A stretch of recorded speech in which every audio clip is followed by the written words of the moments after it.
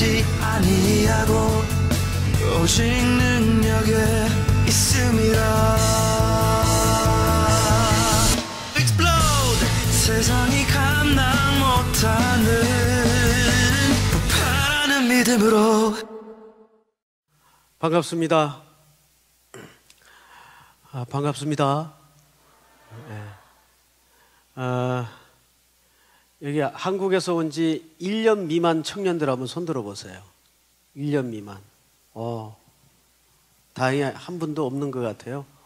5년 이내. 예, 맞네요. 예, 반갑습니다.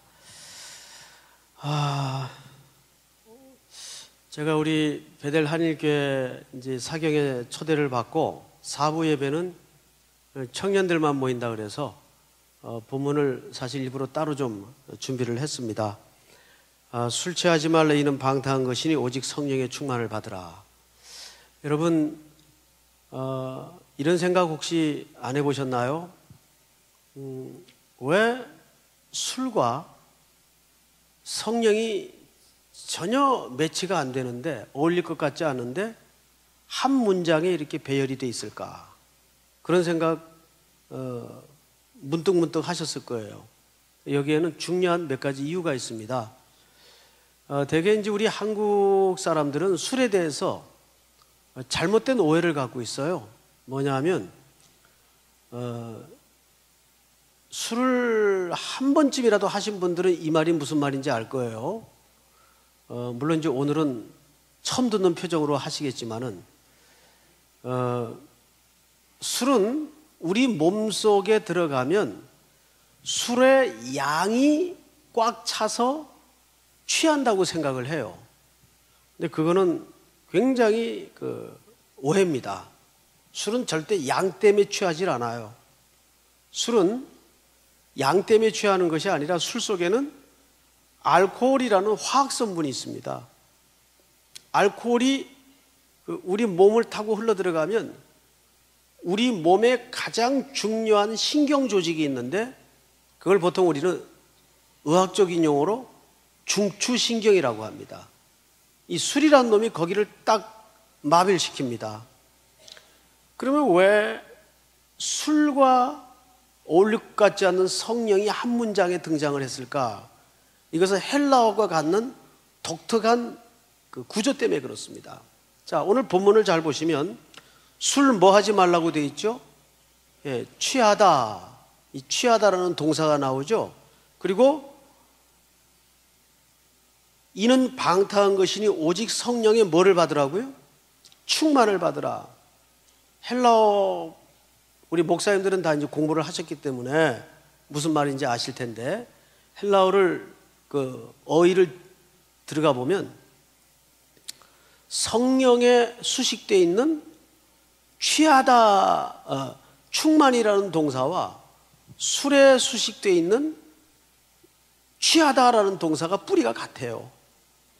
이 같은 속성 때문에 이 성령과 술이 어울릴 것 같지 않은데 한 문장에 배열이 되어 있어요. 자, 그러면 지금부터 술에 대해서 좀 설명을 드리겠습니다. 자, 술은 우리 몸을 타고 들어가면 양 때문에 취하지 않고 뭐 때문에 취한다고요? 그 술 속에 알코올 성분인 그 화학 성분이 우리 몸의 중추신경을 딱 제압을 합니다. 제압을 하면 어떤 일이 벌어지는지 아십니까? 저는 고등학교를 5년을 다녔어요. 고등학교 원래 몇 년 다니는 겁니까? 3년이면 맞춰야 되죠. 근데 저는 1학년 때 한번 자퇴를 하고 3학년 때 휴학을 한번 했어요. 학교 생활이 좀 험했죠? 얼굴은 그렇게 안 보이죠? 근데 제 학교 생활이 굉장히 좀 험했습니다. 그래서 1학년 때는 반자퇴 퇴학을 당하고 3학년 때 휴학을 했어요. 그 휴학도 조금 본의 아닌 휴학을 하게 됐습니다.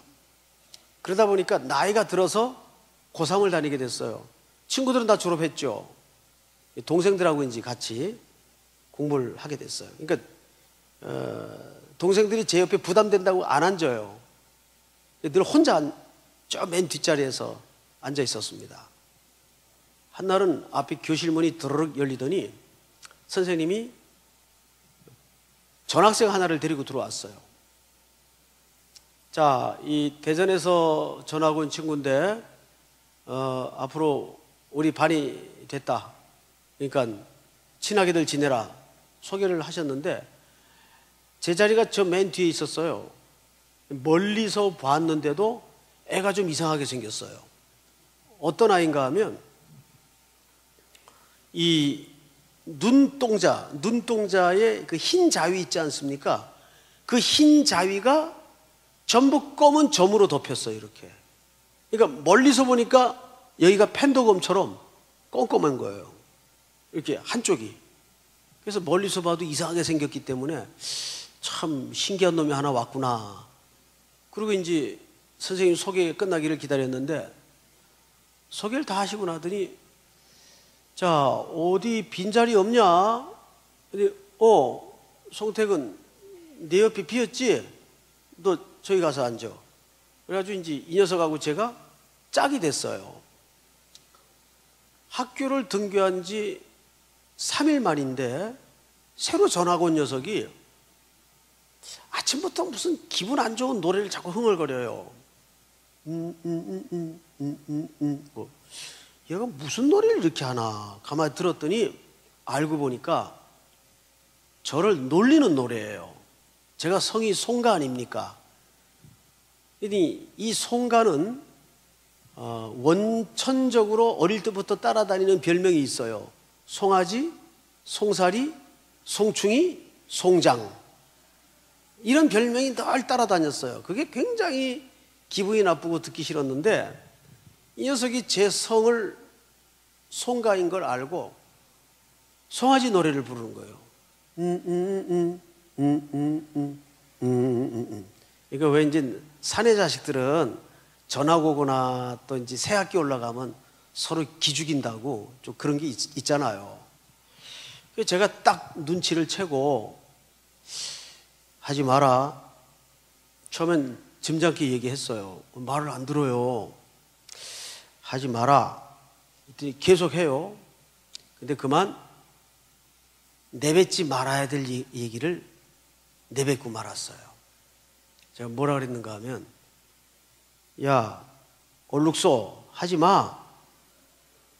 내가 이제 이 하나가 전박이 아니에요. 그러니까 저도 모르게 화가 나가지고 친구의 그 약점이죠. 핸디캡인데 그만 그 핸디캡을 건드린 거예요. 야, 얼룩소 하지 마 그랬어요. 그때부터 얘가 이제 우리 젊은이들 말로 꼭지가 돈다 그러죠. 확 돌아버린 거예요. 그때부터 저한테 달려드는데 아주 큰 싸움이 났어요. 큰 싸움이. 다 뒤집어졌어요. 그러니까 누가 일렀는지 그때는 학교마다 교련 선생님이라고 계셨어요. 교련 선생님이 딱 들어오시더니 어느 놈이야 싸운 놈들 나와. 뭐 안 봐도 꼬라지 보면 딱 알죠. 싸운 꼬라지가 티가 나니까. 이제 둘이 불려가가지고 정학은 안 맞고 근신 처분을 받았는데 근신 처분이 뭔가 하면 교실에는 못 들어가고 일주일 동안 도서관에 가서 서로 마주 앉아가지고 반성문을 쓰는 게 벌이었어요. 첫날은 교실도 못 들어가고 둘이 앉아가지고 반성문을 썼어요.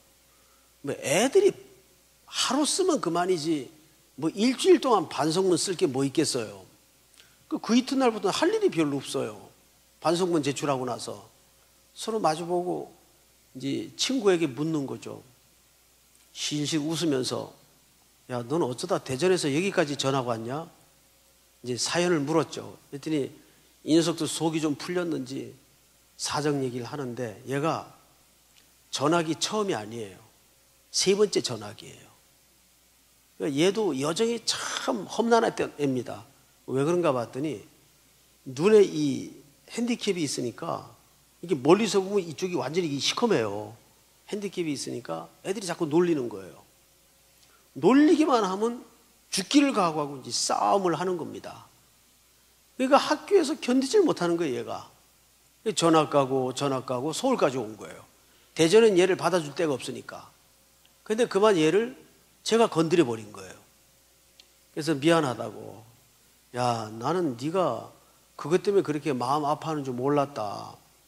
그리고 이제 그 다음부터 일주일 동안 근신 처분을 받고 나서 이놈하고 굉장히 친한 친구가 됐어요. 대전 친구인데.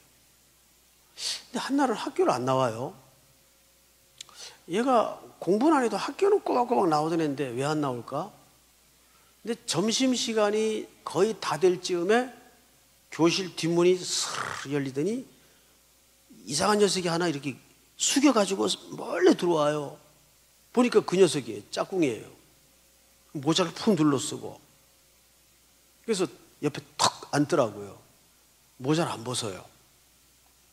모자 벗어 임마. 어디 자꾸 안 나요. 모자 벗어. 교실이야 여기. 모자를 확 벗기니까 얼굴이 여기 원래 이렇게 시커맸고 이쪽에 딱 균형을 맞춰 갖고 왔어요. 양쪽에. 너 맞았냐? 싸웠냐? 대답을 안 해요. 그래서 이제 점심시간에 매점에 가가지고 그 삼각형 우유라고 있습니다. 그 우유에다가 이제 빵을 하나 사가지고 먹이면서 왜 그랬냐 물었더니 동네에 짝사랑하는 여학생이 하나 있었는데 말하자면 병이 난 거예요. 가슴에 불은 붙는데 길이 없는 거죠. 그러니까 쪽지에다가 덕수궁 옆에 빵집에 나오실 때까지 기다리겠습니다. 토요일 날 오후 3시 이렇게 적어놓고는 골목에 기다렸다가 그때 무슨 뭐 삐삐도 없던 때입니다. 핸드폰도 물론 없죠. 메일 같은 것도 개념이 없을 때죠. 유일한 커뮤니케이션 수단이 쪽지 전달하는 거예요. 쪽지를 적어가지고 골목에 기다렸다가 이제 하교하는 여학생에게 불쑥 주고 도망을 가고 그걸 3번을 한 거예요. 그래도 토요일 날 3시에 가서 죽치고 기다렸는데 얘가 안 나오는 거예요. 그러니까 10대 때는 그렇잖아요. 막 가슴에 불이 붙으면 이게 절제가 잘 안 되는 나이 아니에요. 그러다가 얘가 사고를 친 거예요. 빈속에다가 먹지도 못하는 소주를 한 병 들이키고 완전히 취해가지고 자전거 뒤에다가 휘발유통을 싣고 비틀거리면서 여학생 집을 찾아간 거예요. 그래가지고는 발로 문을 뻥 찼대요. 야 나와 그랬대요. 그랬더니 그 나무 대문인데 삐그덕 열리면서 2바가 나왔는데 아빠하고 오빠가 나왔대요. 응, 너냐? 그래서 멱살을 붙잡혀가지고 끌려 들어가서 하여간 뒤지게 맞고 여기 딱 균형을 맞춰가지고 몸이 너무 아파서 아침에 일찍 일어나지도 못하고 쉬었다가 늦지막히 나온 거예요. 제가 그 얘기를 이 친구한테 듣고 뒤통수를 한 대 때려줬어요. 야 임마 너 죽으려고 환장을 했냐? 너 큰일 날 뻔했다. 너 그 집에 불 지르려고 그랬냐? 그랬더니 자기도 무슨 정신에 그랬는지 모르겠대요. 하여간 너무 마음이 달아가지고 빈속에다 술을 먹으니까 그때부터 온 세상이 달라지는데 정신이 없더래요. 자기도 기억이 하나도 안 난대요. 어떻게 휘발유통을 실었는지 자전거를 끌고 그 집까지 어떻게 갔는지 기억도 안 나고 맞았는데도 아프지도 않더래요. 이게 취해가지고. 근데 아침에 일어나려니까 몸이 안 움직이는 거예요. 여러분, 술은요, 우리 몸을 타고 들어가면 그때부터 가장 중요한 중추신경을 딱 지배를 합니다. 제압을 합니다. 그래서 그때부터 멀쩡하던 사람이 이상한 짓들을 해요. 막 길거리 가다가 뭐 오바이트는 아무것도 아니고 벌건 대낮에 다 드러내고 뭐 쉬를 하질 않나 별짓들을 다 해요. 또 그 엉뚱한 친구처럼 고백할 용기가 없으면 술의 힘을 빌려서 고백을 하러 그 엉뚱한 짓을 하기도 하고 그래요. 저희 가까운 친척 중에 미군 부대를 다니는 분이 계셨는데 이분은 어느 정도 인색하냐 하면 이 동전 하나 가지고도 덜덜덜 떠는 분이에요. 근데 저희가 이제 어릴 때 워낙 힘들게 살았으니까 방학을 하면 그 집에 다 가서 겨우 내내 김치 하나만 먹고 살았어요. 그 집 아이 셋, 우리 집 애 넷. 그러니까 방학 때만 되면 7놈들이 그냥 난리를 치는 거예요. 근데 가끔 가다 이모부가, 그분이 이모부였는데 이모부가 월급날만 되면 늦게 들어오세요. 그분이 동양화의 취미가 좀 있었어요. 동양화가 뭔지 아시죠? 이거 이렇게 화토 취미가 있었어요. 그래서 워낙 짠 분이기 때문에 무리하게 베팅을 안 하고 확실한 카드만 베팅을 하니까 늘 돈을 따요. 돈을 따면 반드시 이제 한 잔 하고 들어오세요. 그것도 아주 독한 양주로 아주 폭탄주까지 해가지고 완전히 술에 쩔어서 들어오세요. 그러면 이상한 일이 벌어져요. 그분 별명이 인천 왕소금이에요. 그렇게 짠 분인데 술만 들어가면 자는 애들 다 깨워요. 일어나. 그러면 자다가 이제 어린애들이 일어나죠. 그러면 제일 먼저 장남인 저를 불러요. 태근아, 너 여기 앉아라. 다른 애들은 다 서 있고. 네가 어린 나이에 아버지 일찍 잃고 고생이 많다. 태근아, 네가 성공해야 돼. 그러면서 포켓에서 수표를 꺼내요. 수표를. 그래가지고 주는 거예요. 저는 처음에 그 수표를 받아들고 덜덜덜 떨었어요. 그리고 그걸 가슴팍에다가 묶고는 밤새 누워서 이거를 엄마를 갖다 드려야 되나, 내가 숨겨놨다 차곡차곡 써야 되나, 별 생각을 다 하고 밤을 홀딱 새요. 그런데 아침이 되면 이모부가 불러요. 태근아. 그럼 가요. 아유 머리야, 물 좀 떠와라. 물 떠다 드리면 쭉 들이킨 다음에 물그릇을 탁 놓고 하시는 말씀이, 예, 근데 어제 그 논아준 돈들 다 어디 갔냐? 그리고 막내서부터 쫙 저보고 다시 걷어오라 그래요. 그러면 저는 제 거는 물론 그 전날 나눠줬던 돈을 싹 수금해가지고 이모부한테 갖다 드립니다. 그럼 싹 챙겨가지고 아무 일 없었다는 듯이 부대로 출근하세요. 제가 그거를 한 3번 속고 나서는 그 다음부터 마음 상할까봐 돈을 안 받아요. 근데 이분이 제정신만 들면 짜요. 근데 술만 들어가면 막 퍼요. 무슨 힘이죠? 술의 힘이에요.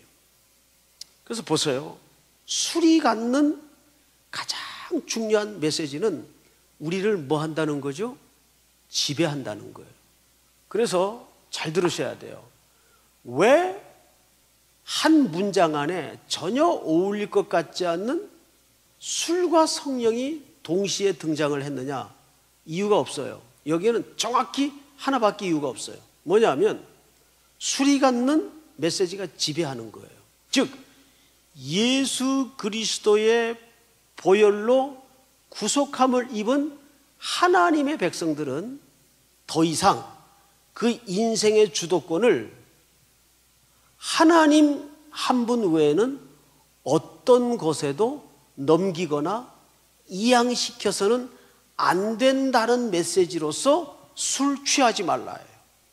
그런데 우리 한국교회는, 이민교회도 마찬가지예요.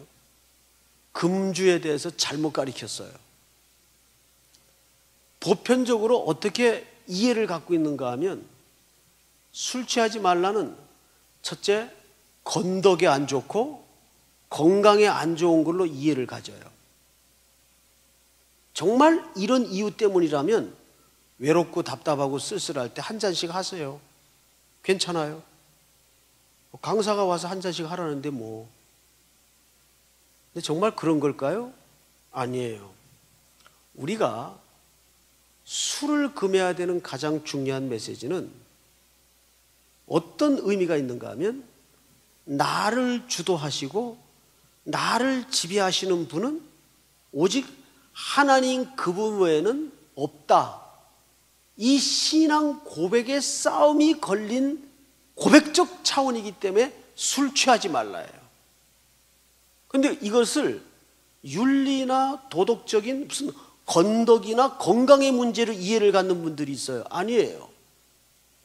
그래서 그리스도인들은 술을 신앙 고백의 차원에서 금해야 됩니다. 그런데 오늘 여기 보니까 5장 18절에 이런 말이 있어요. 술 취하지 말라. 이는 뭐한 것이니? 뭐한 것이니? 자, 방탕한 것이니 그랬어요. 방탕이 뭐예요? 이 원문에 보면 방탕이라는 이 헬라 말이 무슨 단어하고 동의어인가 하면 허비하다, 낭비하다라는 말과 동의어예요. 그러면 허비, 낭비라는 개념이 뭐예요? 제가 그것을 역사적인 신뢰를 들어서 정확히 확인을 시켜드릴 테니까 성경을 좀 찾으세요. 자, 신명기 1장을 다 여세요. 신명기 1장.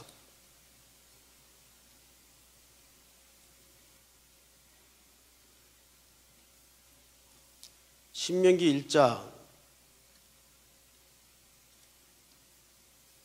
2절을 보세요. 2절. 자, 찾으셨습니까, 여러분? 호렙산에서 세일산을 지나 가데스 바네아까지 며칠 길입니까? 10하루길이었더라. 앞을 보세요. 호렙산에서 세일산을 지나 어디까지요? 가데스 바네아까지 전체가 며칠 길이에요? 10하루길이에요. 여러분, 이 코스웍은 정확하게 홍해를 건너서 첫 도착지인 호렙산에서부터 가나안 들어가기 직전까지 제대로 가면 며칠이면 들어간다는 얘기입니까? 11일이면 들어가는 코스예요. 그런데 그 다음 절을 볼까요? 3절. 제 40년 11월 그달 초일일에 모세가 이스라엘 자손에게 여호와께서 그들을 위하여 자기에게 준 명령을 다 고하였으니. 자, 제 몇 년? 40년 11월 그달 초일일에. 성경 기자가 2절과 3절을 슬쩍 왜 이렇게 배치를 해놨을까요? 여기에는 중요한, 문자로는 말하지 않은 메시지가 글자와 글자 사이에 하나님의 표정으로 감춰져 있기 때문입니다. 이런 얘기죠. 10하루길을 40년 돌아다닌 인생들아, 그 말이에요. 자, 사랑하는 형제자매 여러분, 10하루길을 40년 돌아다닌 걸 우리말로 뭐라고 표현해요? 뭐라고 표현할 수 있을까요? 따라서 합니다. 낭비, 허비. 허비라는 말이 무슨 말이라고요? 방탕. 여러분, 10하루면 들어갈 길을 40년 돌아다녔어요. 이게 뭐예요? 낭비예요. 허비가 된 거예요. 뭐가? 세월이. 왜 이런 현상이 왔나요? 이유는 하나예요. 이스라엘 백성들이 하나님의 약속을 믿고 그 약속만 붙잡고 꾸준히 하나님의 인도를 따라만 갔으면 11일이면 들어가는 길을 40년 돌아다닌 이면에는 뭐가 있었어요? 불순종이 있었어요. 그러니까 낭비는 뭐예요?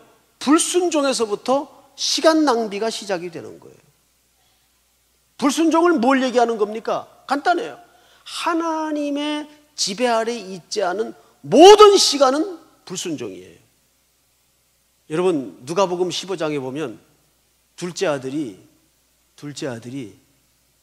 아버지가 멀쩡히 살아계신데도 아버지의 유산을 달라 그래서 챙겨가지고 길을 떠나요. 여러분, 유산은 아버지가 살아계실 때 요구하는 게 아닙니다. 유산은 아버지가 돌아가실 때 자기에게 돌아오는 몫이에요. 그런데 이 둘째 놈이 아버지가 멀쩡히 살아계신데도 자기 몫을 요구했다면 이거는 천인공노할 짓을 한 겁니다. 지금 무슨 뜻입니까? 아버지 빨리 죽으세요 하고 같은 말이에요. 근데 웬 까닭인지 아버지가 순순히 둘째 아들 몫을 주어요. 근데 이 둘째 아들이 아예 챙겨가지고 다른 나라로 들어가 버려요. 자, 그런데 잘 보세요. 누가복음 15장에 보면 정확하게 방탕이라는 단어가 나옵니다. 그 방탕이 뭐예요? 허비라는 개념이에요.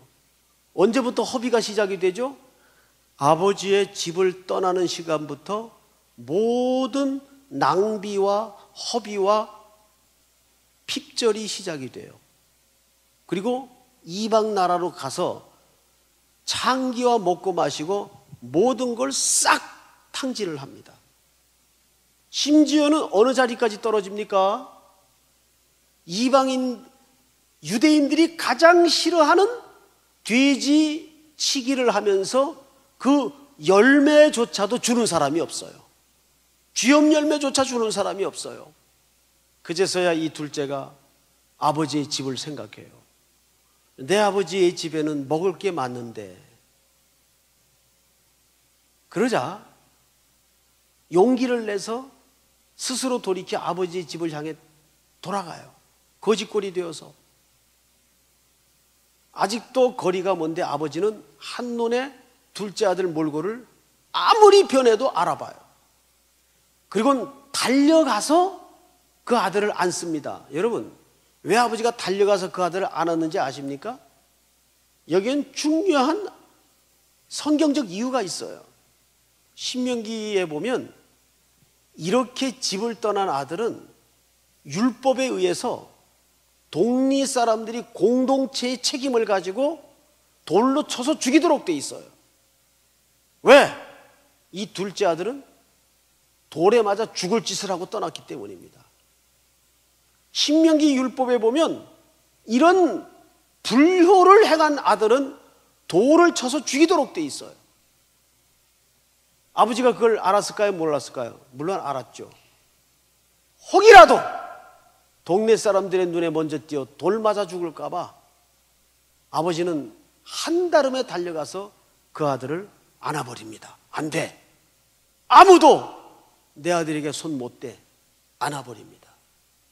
여러분, 이 과정을 한번 생각해 보세요. 집을 떠나는 순간부터 뭐가 찾아와요? 낭비가 찾아와요. 핍절이 찾아와요. 이게 불순종이에요.